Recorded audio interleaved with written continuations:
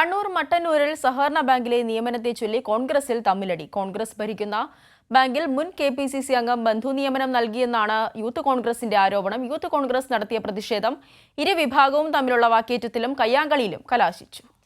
കോൺഗ്രസ് ഭരിക്കുന്ന മട്ടന്നൂർ സഹകരണ റൂറൽ ബാങ്കിലെ നിയമനത്തെ ചൊല്ലിയാണ് കോൺഗ്രസുകാർ തമ്മിൽ പരസ്യ ഏറ്റുമുട്ടൽ.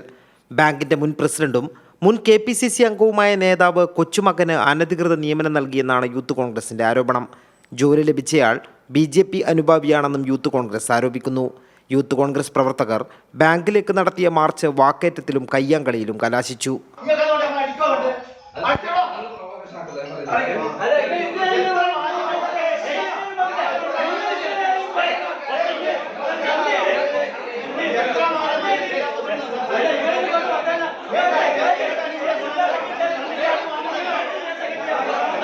നിയമനം റദ്ദു ചെയ്യുകയോ അല്ലെങ്കിൽ പുതിയ റാങ്ക് ലിസ്റ്റ് പ്രസിദ്ധീകരിക്കുകയോ ചെയ്യണമെന്നാണ് യൂത്ത് കോൺഗ്രസിന്റെ ആവശ്യം.